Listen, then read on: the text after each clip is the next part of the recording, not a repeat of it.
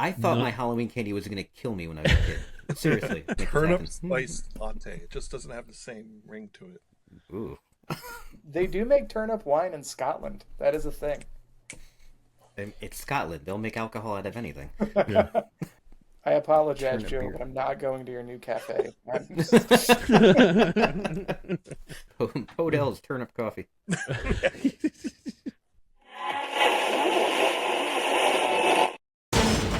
All right, we've got no choice. Call the Ghostbusters. Vigo, the scourge of Carpathia, the sorrow of Moldavia, command you. Command me, Lord!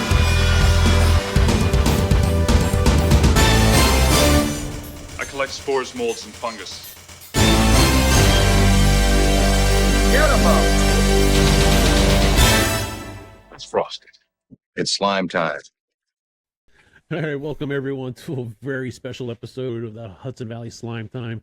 Tonight, we're going to be swaying from our normal Ghostbusters topics to bring you a show dedicated to all things spooky within the Hudson Valley. As you may already know, my name is Jason, and I'm the marketing director of the Hudson Valley Ghostbusters. And as usual, I am joined with my co-host, Matt. What's up, Matt? Hello. My name is Matt. I'm the executive director and co-founder of Hudson Valley Ghostbusters.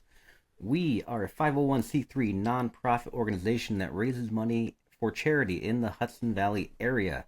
If you'd like to find out a little bit more about who we are and what we do, you can go to our website, hvgb.org, and look at who we are, what we do, photos of events we've been to, our team members, our vehicles, our equipment, and so on.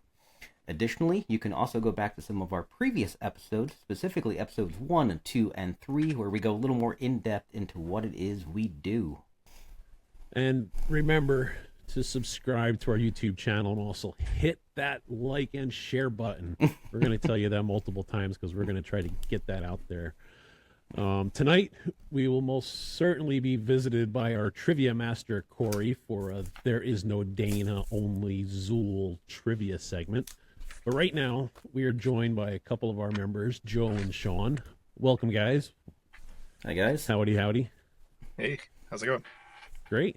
Glad you guys could show up for our super special Halloween episode. I wouldn't miss it for the world. Kick things off, I think we want to talk to Joe. I think he's got some cool new gear to show us, right? Yeah, you Got had some some new great stuff projects you've you've been been working working on. on. Yeah.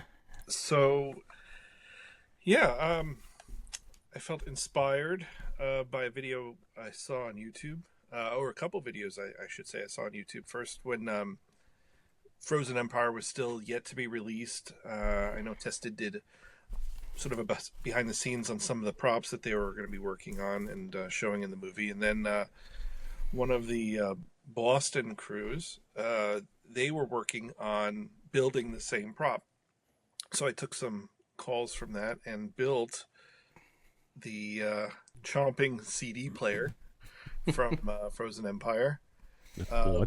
I think I had that same one back in 1987. Likely you paid less for it then than what these are going for now, as a tradition with anything that's shown in a movie. The models and props for these things shoot up in terms of just a value of so these things are, I mean, now going on eBay for close to like, I don't know, $250, $300 at times, just because there's so many people that are looking for them, and like in non-working condition as well. But if you're quick and light on your internet feed, you can find places to snag them for a little bit less. So this is actually the combination of two of them that I put together. I think we'll attach some video of it actually working. It's a little hard to sort of hold it and get it to run at the same time with the remote. But basically this is just sort of a couple of them that I put together with some servos and some lights and a very haunted CD of the Spin Doctors. And it does what it does in the movie.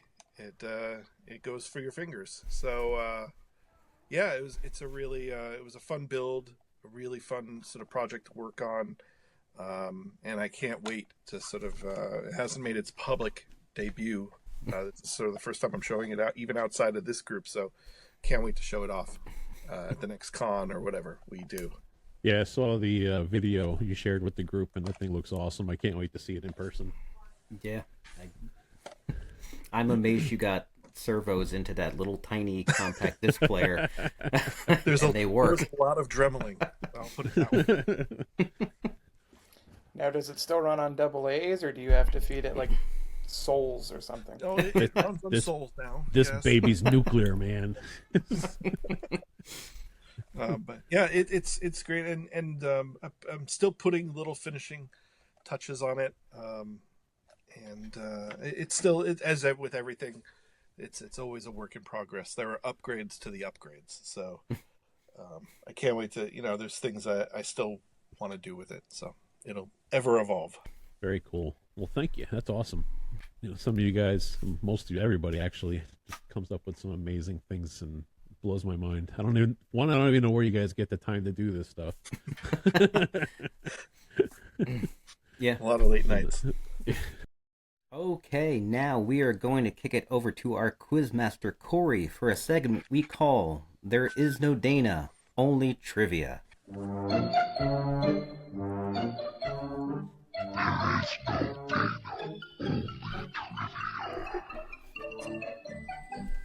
All right, thanks for joining me for There Is No Dana, Only Trivia segment of the podcast.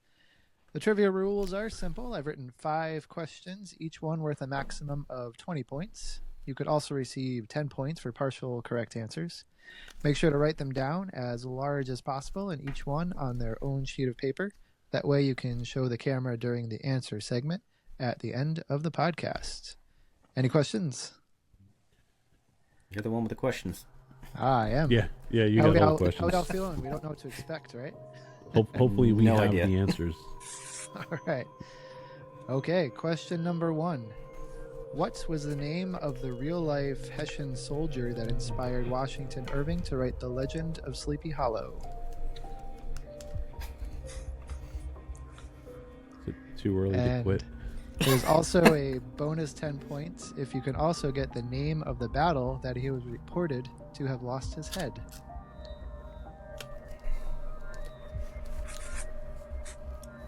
Scratching down, all right? I was going to say, who's using chalk and a chalkboard? As long as you don't scratch your nails down this chalkboard. All right, ready for question 2. What material was used to fake the emergence of ectoplasm from a medium's body during seances in Victorian-era spirit photography hoaxes?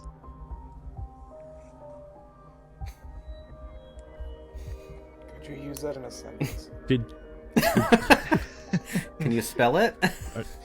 Did you give us the questions for the history buffs or something? Because I think he got us confused with smart people. There's actually a couple different materials that you can guess too, so I will accept a few answers. I'm sure none of them are OSHA approved. Okay, question number 3 is multiple choice. So, amongst the numerous gargoyles carved inside the Albany State Capitol building lurks a hidden figure said to possess a curse. What form does it take? Your choices are A, vampire, B, goat, C, demon, or D, Slimer.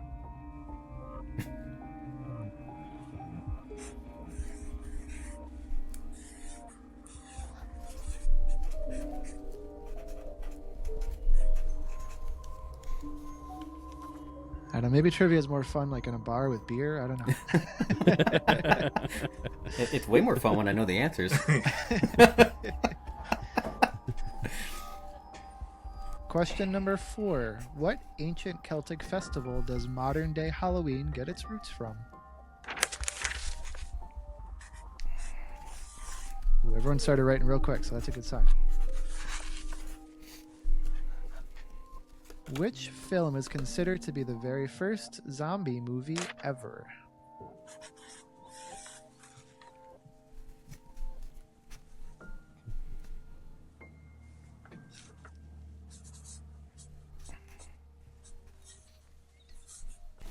And pencils down. I should have never picked Sharpies. mine up. Right, if you tuned into this episode, we are talking about Halloween. It is October when we're recording. It'll be October when this is released, hopefully. And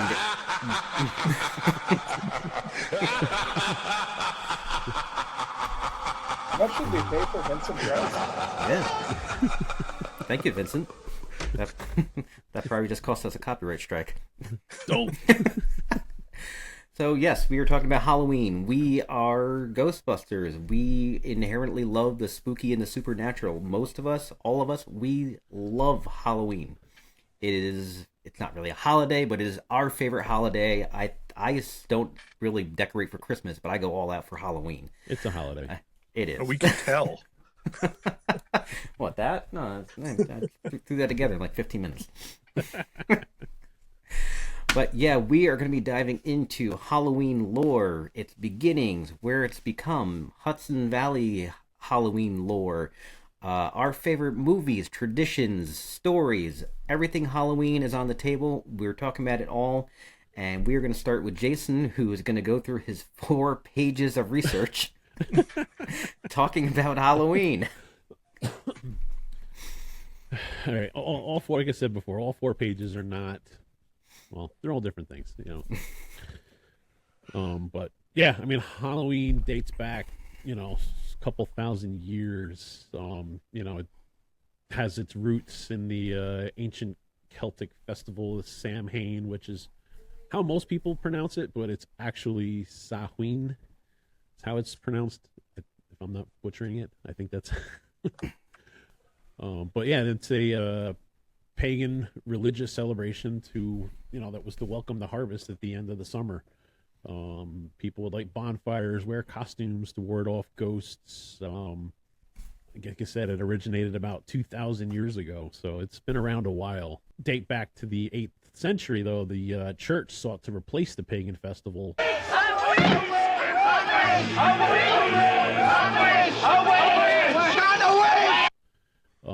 As they do. as they're so, you know, known to do many different occasions. But yeah, they wanted to replace the pagan festival with a church sanctioned holiday. And that was the day before All Saints Day, now renamed All Hallows Day, which became All Hallows Eve, and eventually All Hallows Eve became Halloween, what we know today. So it's, like I said, it's been around a long time. It's transitioned over the years, and now we dress up and have plastic pumpkins and plastic skeletons and Yeah. try this. Different colored lights, and you know. So what you're saying is the real Ghostbusters were actually trying to teach us something with the character.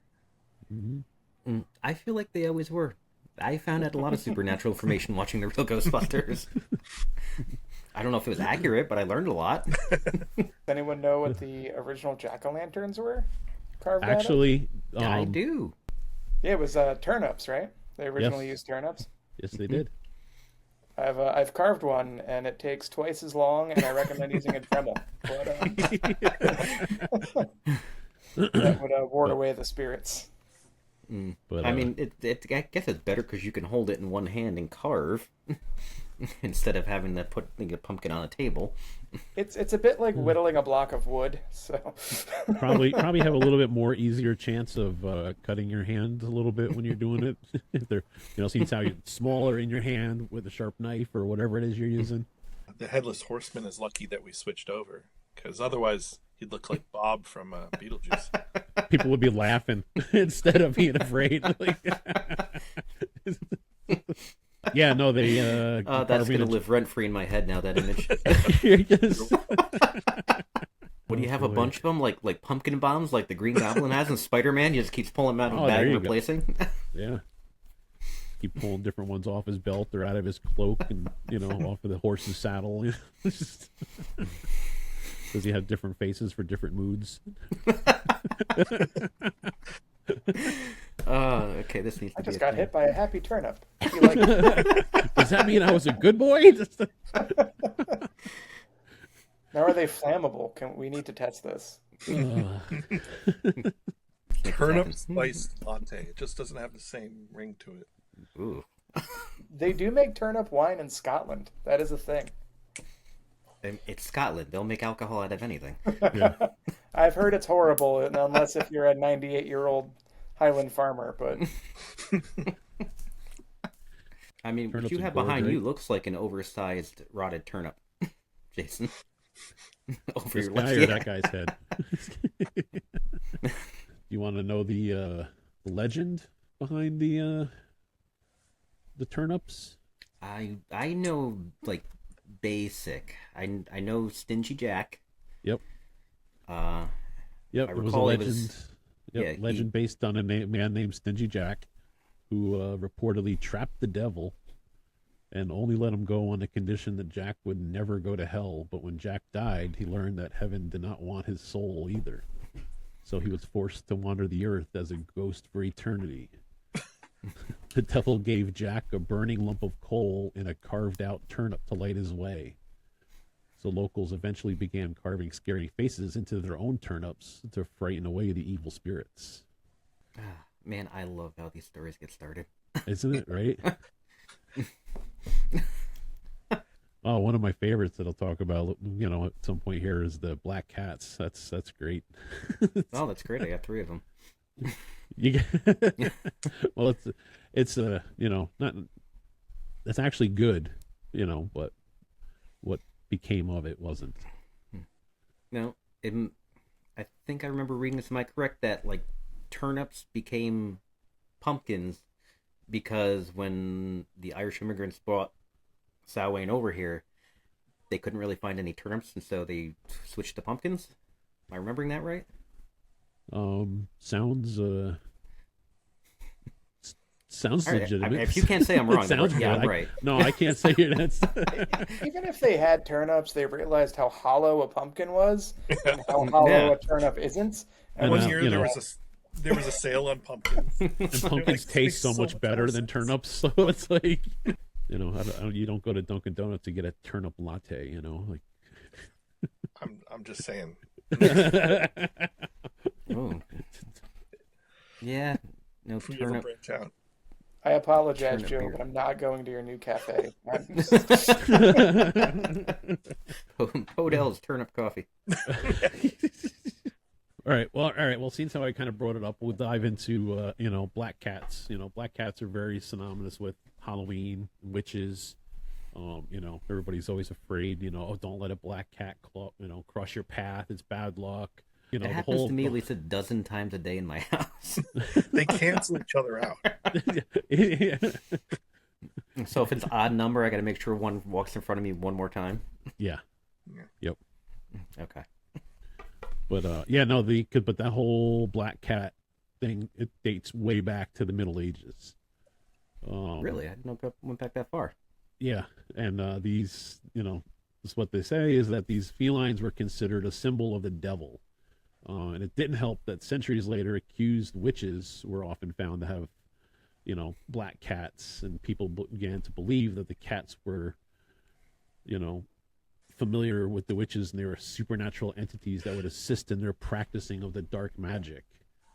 But the really cool thing was I came across the video of Neil deGrasse Tyson talking about, like the history of black cats and like the plague, going back to, because basically the plague was spread by, fleas, flea bite, and it was always carried on mice and rats and things like that. And he talks about how you can see mice in pretty much all these old Renaissance paintings because they were so just prominently everywhere. And it turns out that a lot of people who weren't getting sick had cats. And the people who had cats a lot of times were women. So people were thinking like, well, why aren't these women getting sick? A witch! A witch! Oh, Witch! They're witches. That's why, so it's pretty interesting to learn that that's, probably has a lot of history in the beginning of the whole witches and the black cats, story. I thought that was kind of fascinating anyway. I just learned something new. Did not know that. But yeah, look it up. There's a whole. I don't have to. You just told me. It's Neil deGrasse talks about it, a little better than I do. But wasn't there like a singular pope that just decided he didn't like cats? He was just like, yes, they're of the devil. That's very possible. Also, the church is known for doing that kinds of things. we don't like this. That's probably going to be a running theme. Here's how the church tried to ruin this fun. Yeah, that's some of my Halloween history and the beginnings of some of our, traditions. And then candy companies realized they could market it, and here we are today. Oh, yeah, in-step capitalism and took over. Mm-hmm. But actually, modern history, I don't think candy didn't become a staple of Halloween until the 70s. Because it was, the usual, candied apples and, homemade treats like that people would give out. But then once people started doing terrible things like, poisoning these things, just people didn't want to get kids something from a homemade place. That became the rise of candy in bags and wrappers for Halloween. As like I said, that's relatively new, like close to our lifetimes that happened. And you know that fear that I'm sure your parents did it. Our parents always kind of like pushed on us too about like razor blades in the apples. Yeah, you have to check the candy for razor blades or needles and all this. I thought my Halloween candy was going to kill me when I was a kid. Seriously. Turns out it's not as much of a problem as you thought. No. And it was all like rumors and just, stories that just went crazy and run amok, and they weren't based on reality. No. Like it was not a thing. I think they found, somebody had put like a pin or needle in a candy bar, but they found out that person did it themselves to make a story. So it's like that seems entirely plausible. Yeah, I think one of the only poisoning cases was the kid's parents. They were just trying to go plausible deniability. Well, you laugh, but I think that's true. I think there was a case of that where the parent was, poisoning the kid or something. But, I mean, I remember trying to blame it on Halloween candy, eh? I remember doing it to my kids though too when they were little, trick or treating. Be like, "Oh, let me see your candy. I got to check to make sure it's good." Yep, that one was good. Let me check this one. Yep, that's good. Like, it was a way to get a lot of their candy without them really realizing that what I was doing. That's a good trick. I wonder if that was done to me. Yeah, you only ate half of what you brought home, right? Because the other half your parents took. Yeah, I buy a full bag. I get maybe 2 trick-or-treaters a year. Oh, really? Yeah. Still got to buy the monster bag, though. Of course. Well, you got to be sure. It's tradition. It's traditional at this point. Yeah. Well, you do know that because if there is a year where you don't buy candy, that's when you're going to get like 20 kids knocking on your door. Yeah, of course. Yeah. Our old house, we never used to get trick-or-treaters. I would get like maybe one. And I would go absolutely nuts with Halloween decorating. Yeah. But this house where we live now, I mean, again, I go absolutely nuts. Maybe I'll show Corey a couple pictures he can put up or something like that. But you can see it from space. Almost, yeah. Especially once the 25-foot Stay Puft is up. Mm-hmm. He goes so nuts. The church has tried to ban his front yard 3 times. They just fill it with black cats. But we probably get about on average maybe about 100 kids. Wow. So I wish. I live on a hill on a cul-de-sac, so no one's walking up the kids are a like street that goes nowhere. No way. Yeah. All the kids in my neighborhood, they all go to trunk or treats. They'll stop by my house because I always have the decorations up, and they know that the Ghostbuster lives there, and I have candy. But other than that, no one stops by. I mean, I do remember when I was a kid trick-or-treating, we'd go with a couple friends and my brother and sister and stuff like that, and we knew there was a couple houses on our road that were so far off the beaten path. They had those long, windy driveways to where you almost couldn't see the house. We always knew to go to them because they never had candy, so they would always give us like $1 or something. So we knew we'd go to those houses and we'd get money. It was worth the extra walk, you know. Yeah, I've always loved Halloween because I didn't get trick-or-treaters at my old house. I used to throw a massive Halloween bash where we'd have like 50 to 75 people show up, and I would spend 2 months putting this thing together. I turned my whole backwoods into a haunted trail. You know, I'd have animatronics, you know, smoke machines, light shows. I'd con some of my family and friends into being, you know, actors back there and stuff like that. You know, one of my buddies would come running out with the chainsaw with no blade on it, you know, like scaring the heck out of the kids. And it was like 500-600 feet long. You know, my trail, I'd measured it once on top of the big, huge haunted graveyard that I would do in front of the house. So it was like a 3 to 4 month thing because it took like 2-3 months to set up and then another 4 to 6 weeks to take down. Wow. For one night. For one party. So. I remember one of my favorite years going trick-or-treating. I couldn't do it around my house because I just lived in the middle of nowhere. But I would go to my friend's house who lived in one of these developments up near like Schuylerville, Saratoga, that area. And it was just, you know, completely flat, all new houses and just loops and loops and loops of houses. And we do the loops multiple times. And I remember this one guy went all out before I even feel like it was like a thing. It was back when I was in my like teens, and he dug a hole in his front yard that was probably 3 to 4 feet deep, but large enough for him to hide in. Oh, okay. That's not where I thought the story was going. I was thinking, was he trapping kids? and he had, you know, so where everyone would walk around, and we walked past it a few times because it was so good just to watch other kids do it. And as people would come by, he would jump out of this hole and scream at them, and people had no idea. Like it was great. It was one of my really great memories of Halloween as a kid. Just watching, we jumped a mile high, but then sitting back and watching all the other kids jump a mile high after us. That's cool.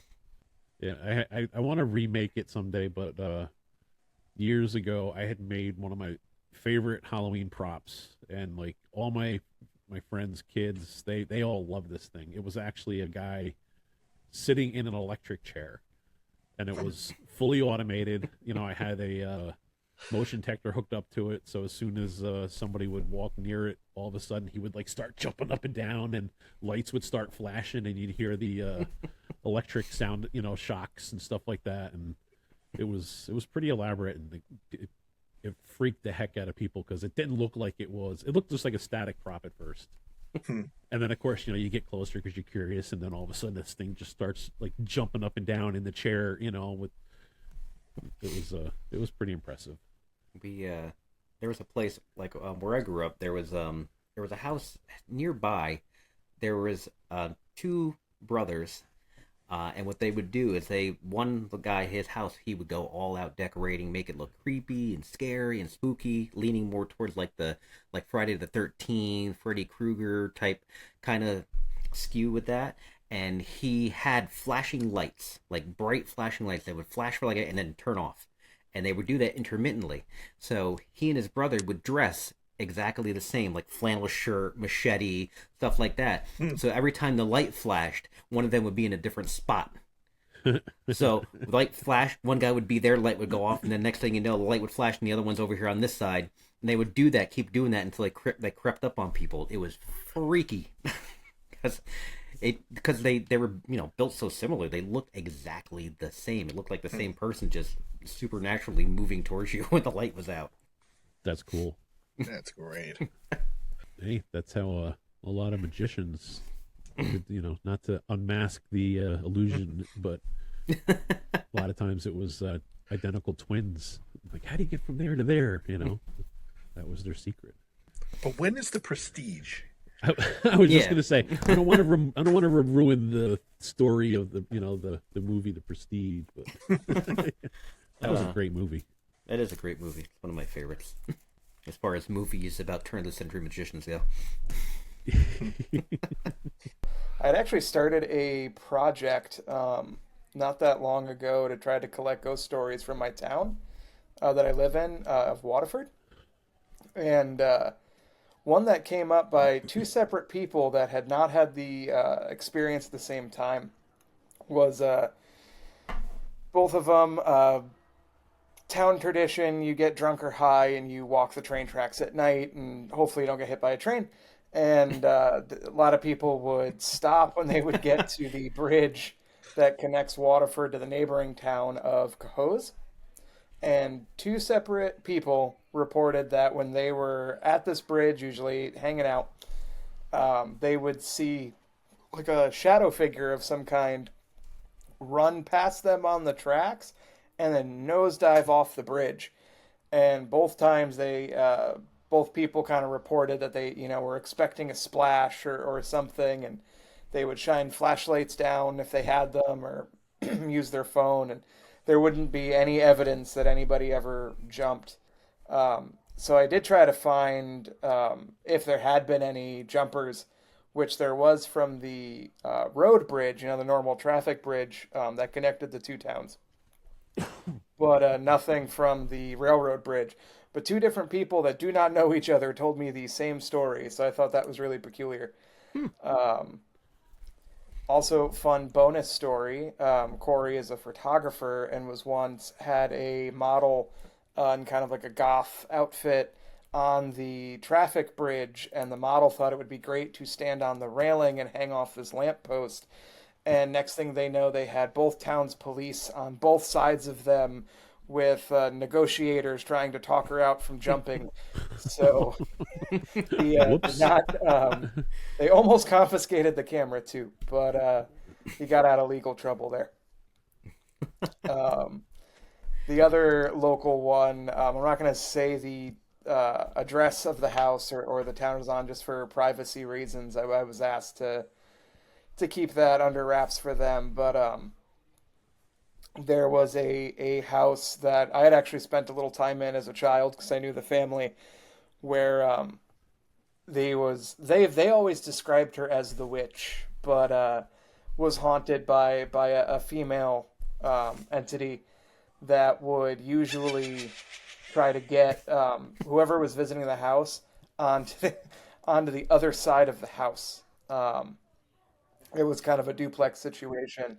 There was one door that was connecting the two, and about 6 neighborhood kids have all experienced that on different sleepovers, including myself. So that was a peculiar one. So I decided when I was going to do the project, I was like, all right, I remember this, so let's look into it. And I actually had found that in that same house, about 75 years before that family owned it, I don't even know if it was the same house or if there was just a house on that plot. There had been a family that murdered their children, and the wife knew about it. They were going through hard financial times, and so they known about that, and she eventually confessed in her elderly years. And when I communicated that with the family that lives there, they were like, oh, that's horrifying, because we found a bunch of buried clothes and shoes. And it dates to about that time period. So they buried their kids' possessions in the dirt basements. Oh, that's some nice haunted objects down there. Right? Yep, for sale sign going up tomorrow. We're out. All right, I've got a short one that I found was interesting. You guys have all heard like the pirate Captain Kidd, like he's one of the more popular pirate names anyway. So he died in 1701, and he was hung at execution dock in England for being a pirate. But the legend goes that when he was along the coast of America, the East Coast, he buried treasure from the Florida Keys all the way up to Maine, including some areas along the banks of the Hudson River. There's supposedly a cave called Kidd's Plug somewhere near West Point on those banks where he has buried treasure. And the story goes that if you try or attempt to find his treasure, his ghost will show up and scare you away. It was confirmed in 2 different stories, I think from the 1800s. These guys went looking for Captain Kidd's treasure, and this ghostly apparition appeared before them that they swear was Captain Kidd, even though they wouldn't know what he looked like. He's been dead for 120 years or something like that. But I found that interesting, that they're pirate ghosts in the Hudson Valley. Yeah, I don't think we would be known for pirates. That is actually really cool. Mm-hmm. You wouldn't think of pirates in New England either, but the most famous shipwreck for pirates is in Cape Cod. It's the only confirmed found pirate ship. And the ghost of that captain, Black Sam Bellamy, he's supposed to haunt the Cape Cod area too. Well, I brought something. It's not necessarily a ghost tale or story, but since I live in Rockland, and it's a famous legal case that gets taught in legal classes all across the country. That's based out of my county, and it's actually very appropriately called the Ghostbuster Ruling.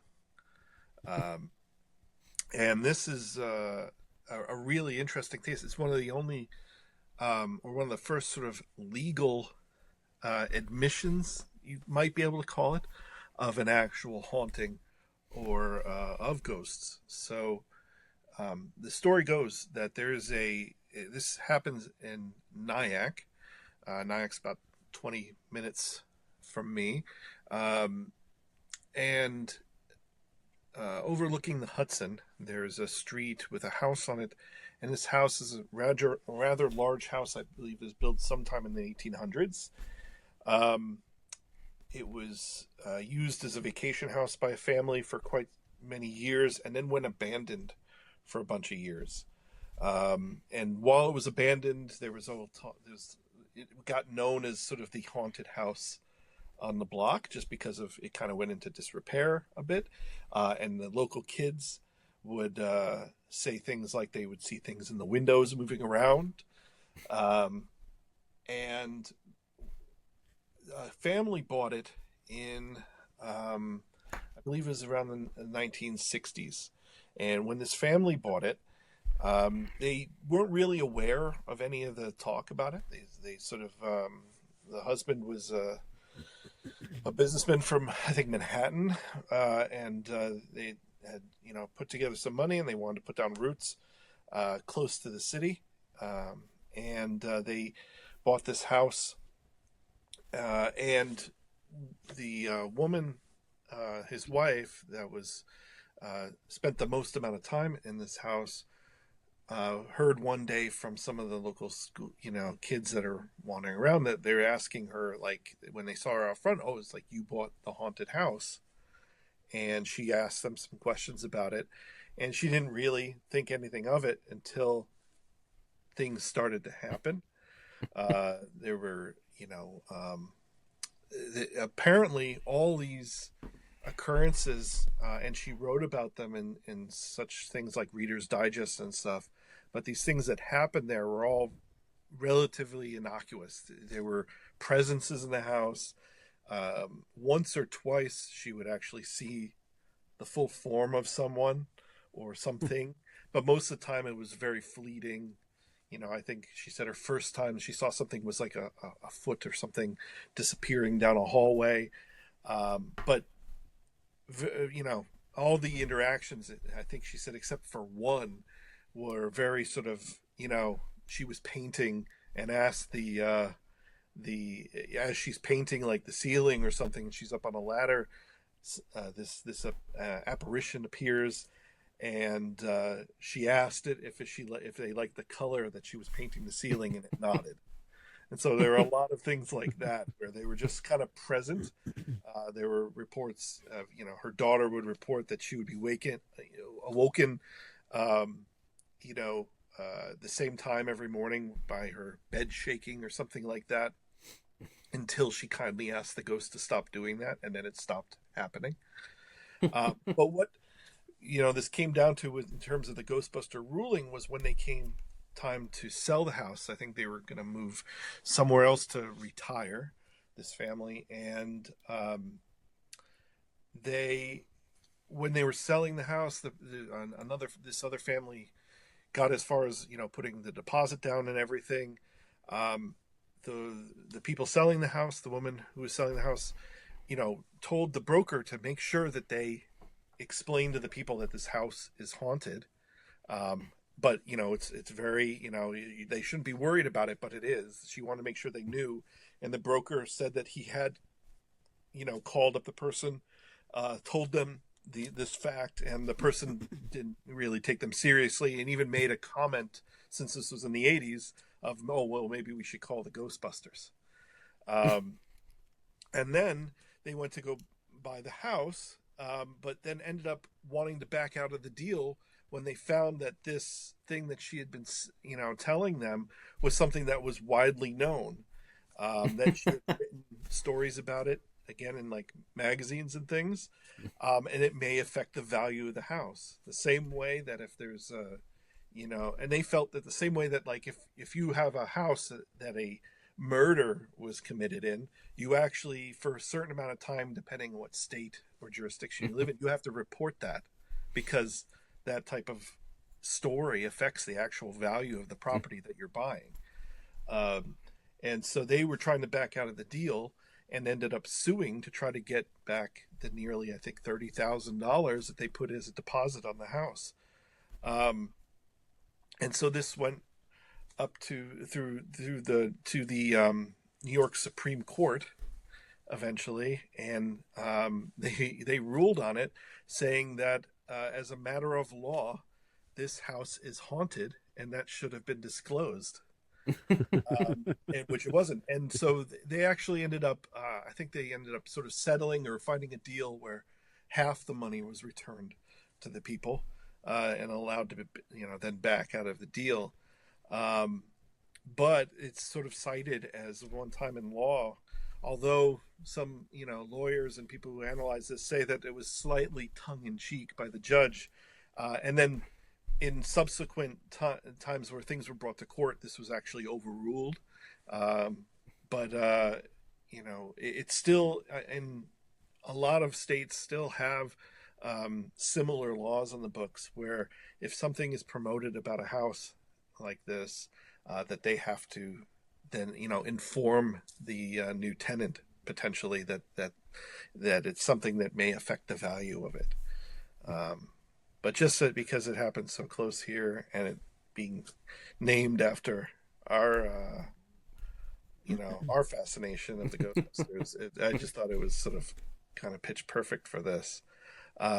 Since then, it's been owned by many different people.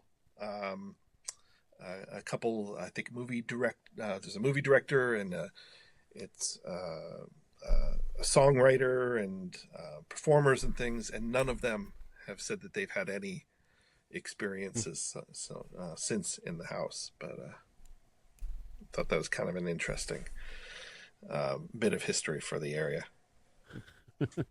Maybe those ghosts finally decided to move on. Yeah, I mean, they sounded like they didn't realize they were annoying people, because then when they spoke up, they were like, "Oh, sorry," and they stopped. So maybe they finally got the hint, like, "Oh, maybe we should go elsewhere." But I mean, hey, if I was buying a house and they said that, "Hey, man, this is haunted," I'd be like, "All right, I'll pay you extra." The whole house, or just part of it? I need to. Is there shelves? There's certain shelves that they don't like us putting stuff on, because I know my wife talks about stories of, like, her mother's, I think her mother's, like her grandmother's house or something like that, like couldn't put certain things, like pictures would get thrown off walls, and objects would be thrown off certain shelves, like if the ghost or whatever didn't like it, and I guess like her grandmother would yell at the ghost, "Stop it! I'm putting this here, and it's going to stay here." And then eventually it would, or something like that. One of the arguments I think that was actually thrown out when they were arguing this case was that she did not disclose all the tenants of the house when she was trying to sell it. So a ghost would be considered a tenant, I guess, huh? Interesting. Okay. Ghost people rights. Yeah. They're people too. Or they were. Yeah, I actually had a run-in. I don't know if it was with a ghost or what, but, when you're a teenager, you tend to go places you're not supposed to. No. And years ago, the building has been torn down. Matt, I think I told you this story on a podcast we did. But a group of friends, we decided, this is like 1 o'clock in the morning. We're bored, 18, 19-year-old, 20-year-olds, somewhere around there. And up in Millbrook, there was an old college, the old Bennett College. The school for girls. Yeah, and it had been long condemned and shut down, and so we were bored, and we were decided, hey, let's try to get in, let's try to sneak in and check it out. So here we are sneaking around. It was a huge, beautiful old building. But I mean, it should have been torn down way before we went into it, because it was not. Thinking back now, I'm like, I can't believe none of us died in there. But we're all walking through the halls, and it just had this feel of like an old like infirmary. There was these small rooms and they still had like these old metal frame beds that you would typically see like in an infirmary, or a prison or something like that. It just had bad vibes. And then we're all upstairs walking down this hall, and we walk into this gigantic, huge, like a ballroom or something. This room was just huge, like 20, 30-foot ceilings. It was probably like, 40 by 80 size, huge room. You could barely see around it because it was so dark in there too. And, that's the thing. It was so dark. You know how you're walking around in the dark and you're with people, you can't see them, but they're right there next to you. You sense their body heat, their feet shuffling on the floor, they're breathing, whatever. So we walk into this room, and I'm just like in awe looking around, and thankfully I stopped short because there was this gigantic hole in the floor. So I stopped, and I turned to talk to my buddy, and there was nobody there. And I was convinced that, there was people there with me, because like I know they were just walking with me. And I turned around, and they're like on the other end of the hall, like 200-300 feet away. And I just like, I lost it. I was just like, there was somebody right here next to me. I know it. And it just had that feeling, but there was nobody. And that was, I think that was the scariest I ever had got, because I was just like, I quickly like, guys. But we had a similar like location where I grew up in Middletown, New York, and there was the partially abandoned state hospital, and it was right around the corner from where I grew up. I mean, so it was like a 5-minute walk. And it was just a bunch of like worn down, abandoned buildings. There were still functional new buildings around, but the old buildings that were built in like the late 1800s, they were still there. And they were gated off, and you weren't supposed to go in there, but when do teenagers listen to that? That's more inviting. Yeah, exactly. And there were all kinds of places where like the fences peeled back, where people have been going in and out all the time. It was just like a place for kids to go hang out and like drink and get high and stuff like that. But, being a state hospital, there were rumors that it was haunted. I only went in once, and I didn't go very far, because honestly, it looked like more of like just a death trap than anything, because there were crumbling walls and holes in floors, and I'm like...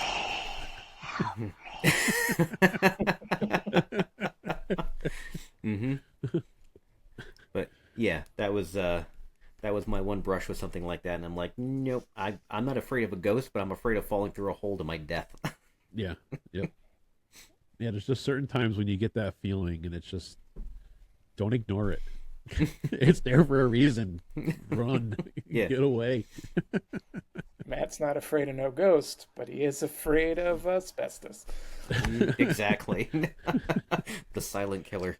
Shoddy construction and rotting timbers. Jason, your joke about can we play stuff on certain shelves reminds me of a story my parents told me. So they lived in old apartment building in Selkirk, and the landlord who owned the building, they rented it out, or I don't even know if they rented it, but the landlord's son lived in the bottom floor, and supposedly every apartment had something going on, but he had tried to move in a girlfriend, and they were not married, and the resident ghost was supposedly this old woman. She would like tuck children in and do all the normal ghost stuff, right? But when the girlfriend moved in, apparently the girlfriend could not open the kitchen cabinets without a glass plate or cup or something hurtling at her head. And the assumption was always that she did not approve of, of the relationship or her lack of marriage certificate. But Confirmation from the supernatural. You can't ignore that. Yeah. Nope. This is not the one for you. yeah. All right. Well, hey, Shaun, you said you had a alternative story, didn't you, for the Headless Horseman or something along I those do. lines? So You got me intrigued when you mentioned that. So Yeah, I'm very like- curious to hear this. Yeah, lay it on us. Being the Headless Horseman is like one of the Hudson Valley's, most prominent, scary, stories, lore, whatever you want to call it. So this is, very intriguing. So apparently Canton, Connecticut has their own Headless Horseman. So the college around there, apparently students have been seeing this ghost for quite a while on this back road by a bar. Let's see, the bar is named Filthy McNasty's Bar on Roadkill Grill Road. Not making that up. So I wish I was making that up, but I'm not. But apparently this entity's been seen there for a number of years. Very similar to our Washington Irving's Sleepy Hollow version. But I guess historians have looked into it. So where the legend kind of starts is in 1777, there's a French soldier who departed Hartford, Connecticut on their way to Saratoga, New York, with payroll to actually pay the French and some of the American troops that were fighting the British in that area. So this guy's just loaded with silver coins. And as he's traveling the old Hartford Albany Post Road, he takes a break at this inn where it's the last time anyone's ever seen him. So the French army does an investigation when he just doesn't show up. And they kind of follow his footsteps, and they got confirmation that he went to this inn, but no confirmation that he ever left. But the only one that really could say that they saw him leave was the inn owner, or the innkeeper. And it was just kind of dropped, because there was no evidence found that anyone harmed him or anything like that. But then years and years and years later, the original inn burns to the ground. Oh, hi! There's a little ghost haunting us. But the original inn burns to the ground, and when they're clearing the wreckage in the basement, they find a headless skeleton. And the only really identifying feature was French military buttons, like from a French military uniform of the day. So that is believed that his ghost haunts this road. Hey, Daddy. Hey, Daddy. Hi, Cora. No, do that on the side. Oh, okay. Do that on the side. Yeah, you don't want to go outside when there's a headless horseman. Mommy. She had a ghost But yeah, story so too. that is the actual contrast though between the two stories is we actually have a body, right? Where the Washington Irving tale, they kind of did the same thing where Washington Irving did his story, and then people came back and they found the story of the Hessian soldier and was like, that's maybe where he got it from, but it was never actually confirmed that that's where Irvington pulled that from. But with this legend, whether it is to be believed or not, there is actually a body. So I think that's really cool. Do we have And an the idea? inn he stayed at, the Dirty McMeany. Yes. Do we have Yes, a he time did. frame? Like, was this legend, older than the Washington Irving one, or is it newer? So from what I discerned on the couple articles that I read was the ghost really doesn't appear until Canton College was in full swing. So I think the ghost sightings may be slightly more modern. Oh yeah, because Sleepy Hollow was written in 1820, I think, around there, like early Yes. 1800s. So, Well, I was just kind of curious because if this one was older, maybe he caught wind of it and was like, "Hey, that's a good story. Maybe I can turn that into something down here," And sometimes you find out some major stories were hijacked from another source.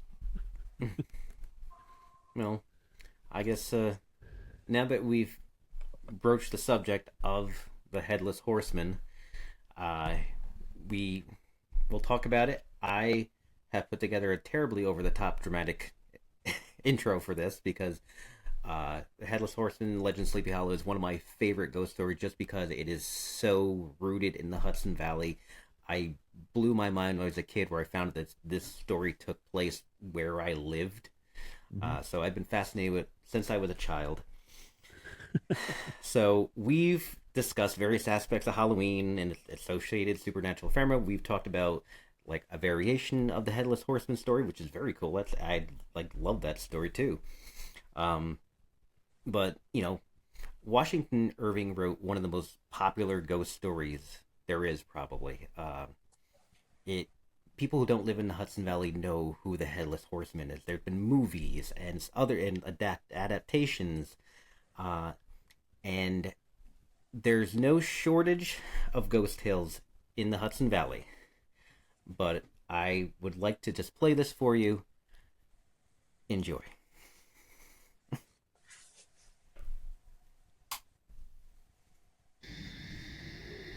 The dominant spirit, however, that haunts this enchanted region, and seems to be commander-in-chief of all the powers of the air, is the apparition of a figure on horseback, without a head. It is said by some to be the ghost of a Hessian trooper, whose head had been carried away by a cannonball in some nameless battle during the Revolutionary War, and who is ever and anon seen by the country folk hurrying along in the gloom of night, as if on the wings of the wind. Such is the general purport of this legendary superstition, which has furnished materials for many a wild story in that region of shadows, and the specter is known at all the country firesides by the name of the Headless Horsemen of Sleepy Hollow.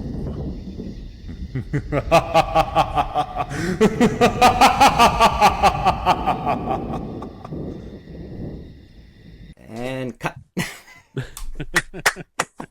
Dude, that was awesome. We're not worthy. He brought props. He didn't say he That was going to was- bring props. That was good. That was good. That was really good. So, yeah, we're talking about the Legend of Sleepy Hollow. And look at my notes. Yes, written by Washington Irving in 1820, because he loved this area. He actually wrote the story when he was in England. He lived in the Hudson Valley, loved the area, but he left and became famous writing about the Hudson Valley when he didn't even live here yet. After he moved back, he was quite famous, and that's when he bought his estate, Sunnyside, where he continued writing a lot of his popular works. And you can visit Sunnyside today, especially it's very popular around Halloween. I highly recommend you go. It is anywhere around that area, Tarrytown, Sleepy Hollow, around Halloween, if you're nearby, you have to go. Even if you're not nearby, you have to go. Mm-hmm. It is Halloween Central. Yeah, I'm very upset that I've never been down there during Halloween. I used to work in Sleepy Hollow and Tarrytown and stuff like that all the time, but drove past their big cemetery there and everything, and I always wanted to go down during Halloween, just never have. Yeah, it's great. I mean, trying to get there on Halloween night itself is not recommended, especially in the car, because you'll just be stuck in traffic for 4 hours. Yeah, yep. Because the town is just full of people everywhere. But yeah, you get a chance to go. You'll have a great time. They completely engross themselves in Washington Irving's Sleepy Hollow legend. It's great. The town seal is the Headless Horseman. I was gonna say, yeah, everything in the town has the image of the Headless Horseman on it. It's pretty cool. Yeah, I love that they leaned into it. And I think they only recently changed the name back to Sleepy Hollow, I think in the mid-90s. Yeah.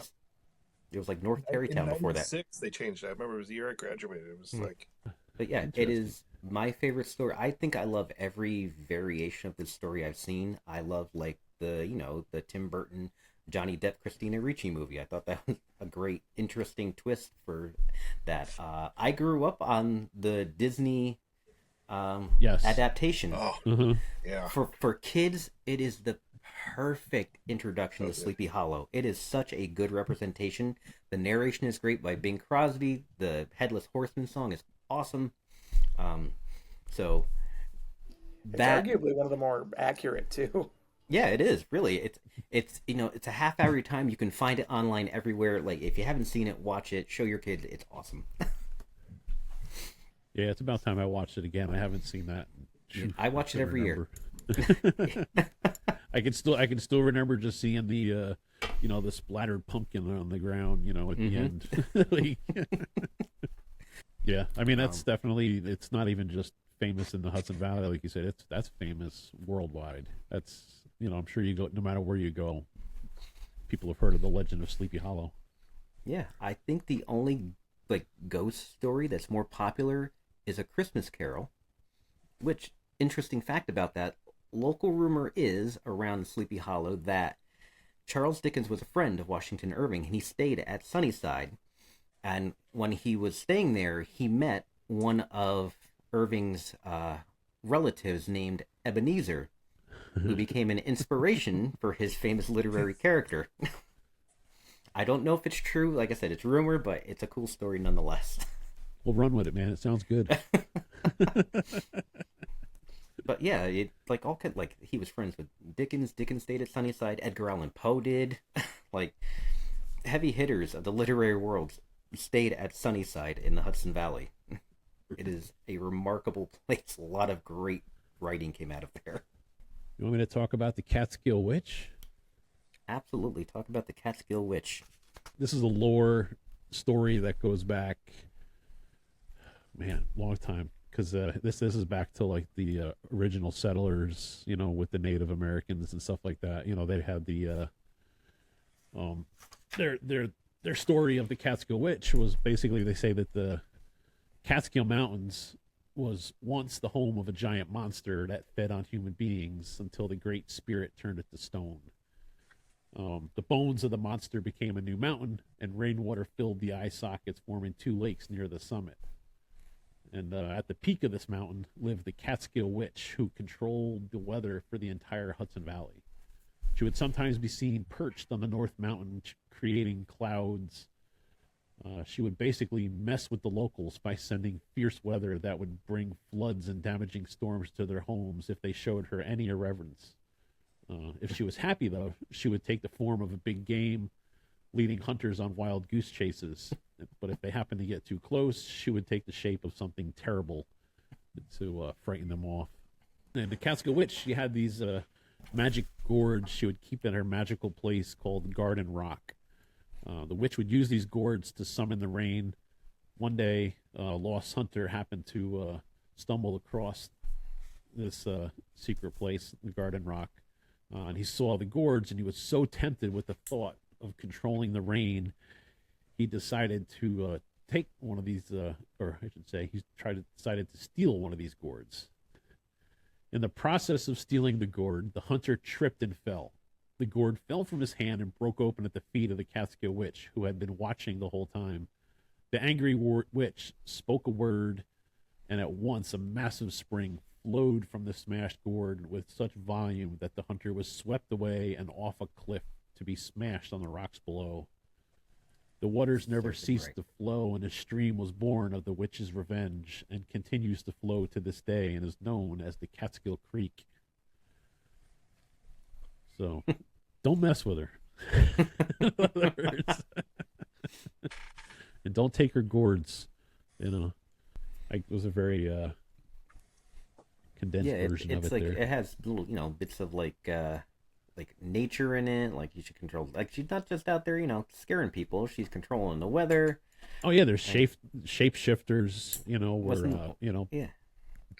Wasn't also too she would she was responsible for the sun and the moon crossing the sky. Yes. Yep. She would control the weather, the suns and the moon. She would like I said, shape-shifting too. I think there was also talk about how this is where they might have gotten part of the idea of like werewolves and things like that too, were along those same lines. Because, they actually tell you that, like, if you look at a map, you can actually make out the bones of the monster, that form the mountains. Oh, yeah. And, because you found this before, right? Yeah, so I did some research, and it's kind of unbelievable. You can really see it. So I have this map. I think it's from the mid to late 1800s. See it? You see it? Look at it. See? It's all right there. Now we know where H.R. Geiger got his inspiration. Look, you can really see. I mean, you're not wrong.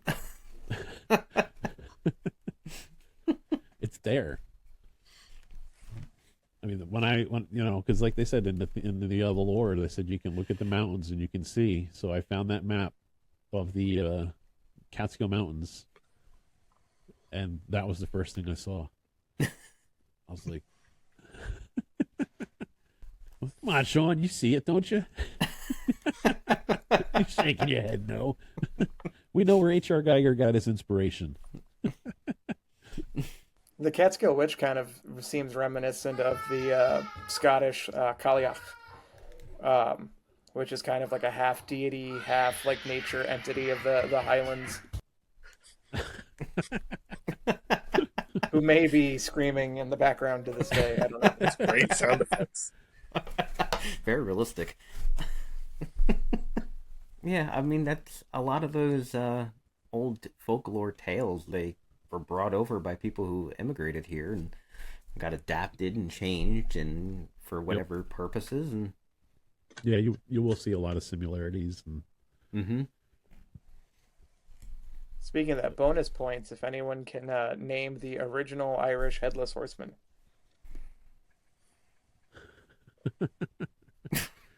We need Joe's cricket. It was it's usually classified as like one of the fae or fairies. It's called the Dalaran, which was said to appear outside of villages, and it would shout the name of someone that was going to pass away. If you heard your name, or if, in some versions, if you just heard a name, you too were doomed. But it's kind of the heavy metal version of the Headless Horseman, because it carries its own rotting head with it instead of like a pumpkin or a turnip, and it has a whip that's just a human spinal cord. So wow, that is metal. Yeah, it actually like almost got toned down as other folkloric versions of it were created. But I'd love to see that one and the Krampus get together. Yeah. Yeah. Europeans go hard. Yeah, they do. We got the watered down sissy versions. Here, take my pumpkin. That's what we got. So outside of the Ghostbuster realm, what are your guys' like favorite go-to Halloween movies? You know, like what would you say are your, I don't know, you would say like top 3 or so? All right. So my top 3, and in no particular order, would be Beetlejuice, the original, Sleepy Hollow, the 1999 version, and Clue. Clue, huh? Yeah. It's just like, creepy mansion, night, thunderstorm, stuff like it feels like a Halloween movie to me. Okay. Honorable mention, though, if I had an honorable mention, it would be House on Haunted Hill from the 50s with Vincent Price. It is over the top and cheesy and not that good, but I love it. You know what? There's something about cheesy, over the top movies that are just amazing. Yeah. Well, that's one of those movies like when there's a skeleton walking, you can see the strings. Shaun, what would you say your favorites there? I gotta go with the 1999 Sleepy Hollow, for sure. I would even say the old Disney version would be number 2. I'm gonna go double Headless Horsemen. I think probably really the third for Halloween, any of like The Conjuring or like the Ed and Lorraine just horror movies they've done in recent, almost its own subgenre. So, Joe, what about you? I usually skew. We won't, since we're not mentioning Ghostbusters. I usually skew to the comedy horror movies. Young Frankenstein is like top of my list. Oh yeah, that's a great one. Good, like black and white. I mean, I love that movie so much, and I always think of that as like an any time of the year movie. But sure. definitely falls into a Halloween. Yeah. I can see, yeah. But some growing up, one of my favorite movies to watch during the season was Addams Family. Oh yeah, Raul Julia one. That one's just so also just so wonderful and pitch perfect. But new, I'll pick for newer. I would say What We Do in the Shadows. The original movie. That's just so. It's so good, and it riffs so hard, like this in the same way that sort of Young Frankenstein did that, riffing on the old horror movies. What We Do in the Shadows is so good. Yep. On all the other sort of monster movies. So I'll say those 3. There's many more, but those are the... Yeah, I know. There's, I mean, yeah. I got a list here of like 12, and I'm like, all right, which one should I even, Those are 3 I could watch a million times and never get tired of those. I'll go outside of the ones you guys have said. Outside of those, the Evil Dead, Army Darkness movies. Oh yeah, I love those movies. Those are just iconic. Rocky Horror is another one of my favorites for Halloween. Again, but that could be any time. And then one of my favorites, and it's a cheesy comedy. I think it came out in the early '80s. Say Attack of the Killer Tomatoes. It's just I talk about over the top, cheesy. I mean, you see the giant tomato on a cart rolling, just rolling down the hill, and the cheesy sound effects of the squeaking of the pumpkins, of the tomatoes, when they would attack people were just I love that movie so much. Yeah. The late 70s and early 80s, that was like peak schlocky, cheesy horror movies. They're all great. Uh-huh. Yep. And I'll raise you one. One of the movies I wore out the VHS was Return of the Killer Tomatoes. I do like that. I think the original was better. I did actually get them both on DVD because I had to, and I hadn't watched the sequel in such a long time, and then I watched it probably about a year ago, and that was good too. One that it's like Gremlins 2. It's like it just compares to the first one. Just the whole first one and the second one. It was Tomatoes are completely outlawed. No tomatoes. Like all the weird pizzas they had on there and stuff like that because I think the main character worked in a pizzeria or something. Yeah. Like one of the I don't remember when in the 80s it came out. I think it was like mid to late 80s. It was a terrible movie, but my sister and I used to love watching it when it was like on like TNT or something like that.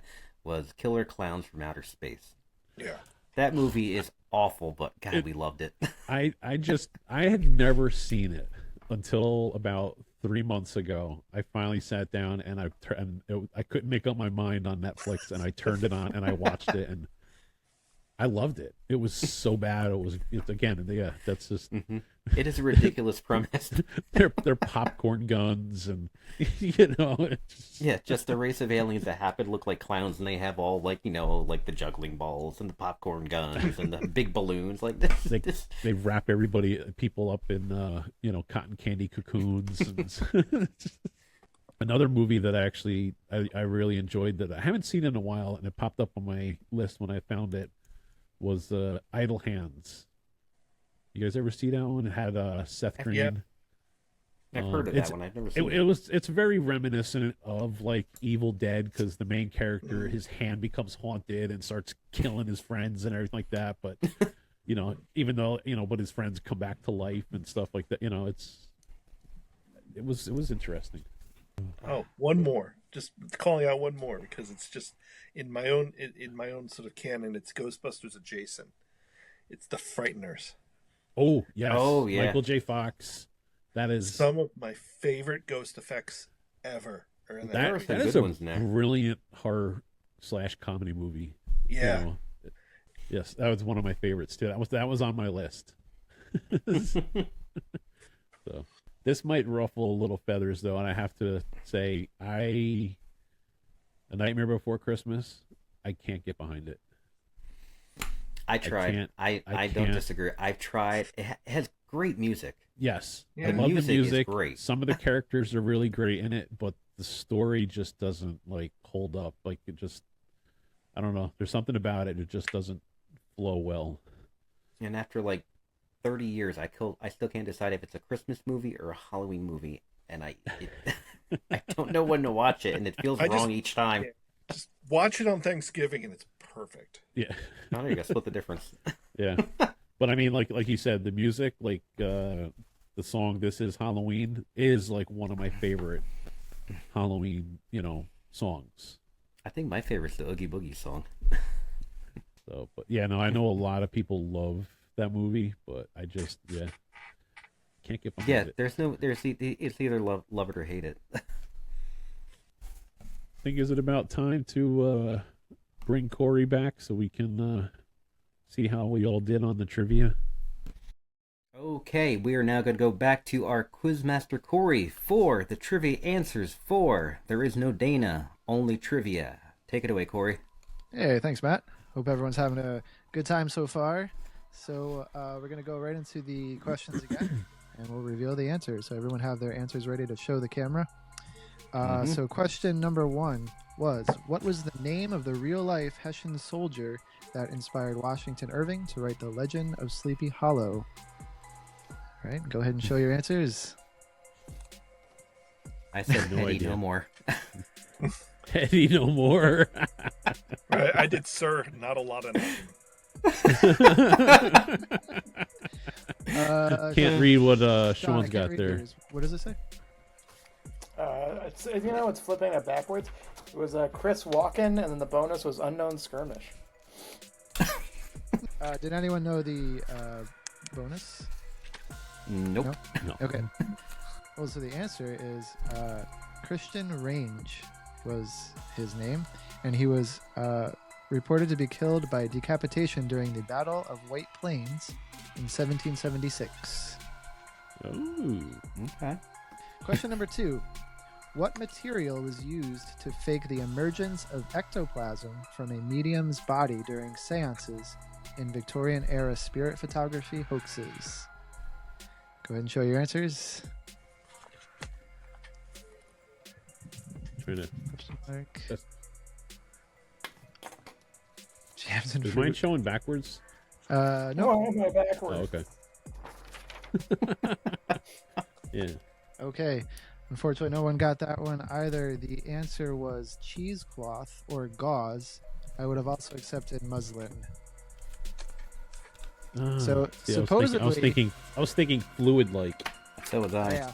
So supposedly, what they would do, this isn't 100% proven, but they think what they did was they would swallow the cloth and then regurgitate it out, and then being old cameras, it would be a little mushy looking. It would actually look like a fluid, viscous liquid coming out, and all it was cheesecloth. So.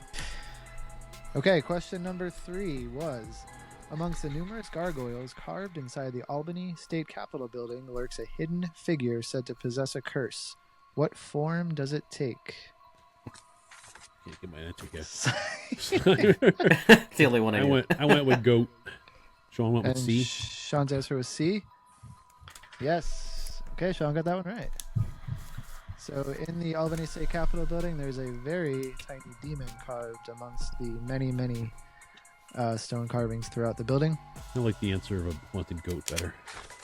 Yeah, technically, I wrote goat for greatest of all time, and that was Brett Favre pre-Jets. Let me check. No, we're not going to allow that. Sorry. All right, question number 4 was, what ancient Celtic festival does modern-day Halloween get its roots from? I don't know. It's actually pronounced Samhain or Samhain. Okay, the 5th and final question. Which film is considered to be the very first zombie movie ever? Shaun, what was your answer? Okay. Joe is the only one that got that right. 1932's White Zombie starring Bela Lugosi. Nice. Got one. It's because I love the band. That's what I'm like, why is he putting up White Zombie? I'm like, I mean, it's good music.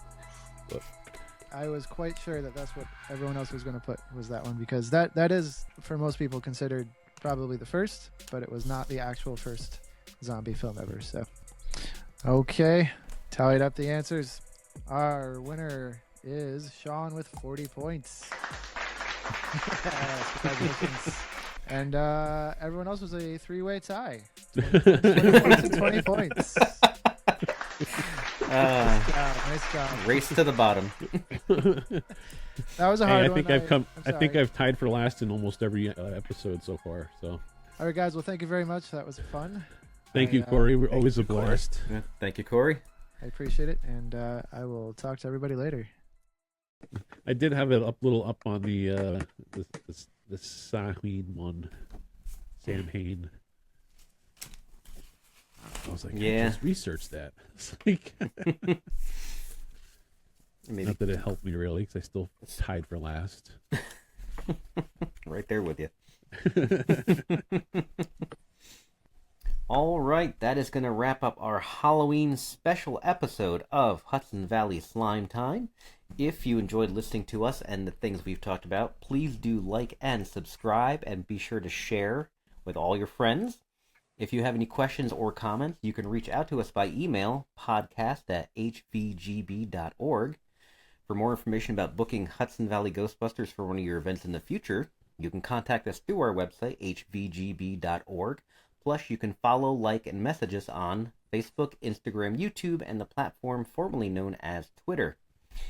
If you were listening to this podcast and are interested in having Ghostbusters at your next event, but you're not in the Hudson Valley area, you can go to the Ghostbusters directory, whoyagonacall.org, and on there you will find a nicely organized directory by state for your local Ghostbusters group. Yeah, I mean, Halloween's always been my favorite holiday, so I hope everyone has enjoyed this episode as much as I have. Let us know what your favorites are, or your favorite Halloween stories or your dislikes in the comments. And remember, to help show your support, visit our online store at redbubble.com. Just type HVGB in the search bar. You'll find all kinds of amazing merchandise, or my little skeleton buddy there's got a couple examples on them. Highly recommend the Corey pillow. I got a pair of Corey socks myself. And it's also, I hate to say it, it seems a little early to me, but it's also that time where you can find some amazing Christmas, gifts on our site there. All those items make great Christmas gifts. Hint, hint, wink. But again, the easiest way you guys can support us, like Matt said, click that like button, click that share, subscribe to our YouTube channel. So with that said, I'd like to thank Shaun. I'd like to thank Joe. Appreciate you guys for coming on and sharing your stories and experiences. Hopefully we'll have you guys on again in the future. Until next time, when we return back to the realm of Ghostbusters, and we will be discussing the Ghostbusters movie Afterlife. So we'll see you then, and remember, have fun, play with slime. Don't get hit by a flaming turnip. Great words of advice. Thanks, Shaun. Take it easy. Okay, so I'll see you later, huh? I'll give you a call.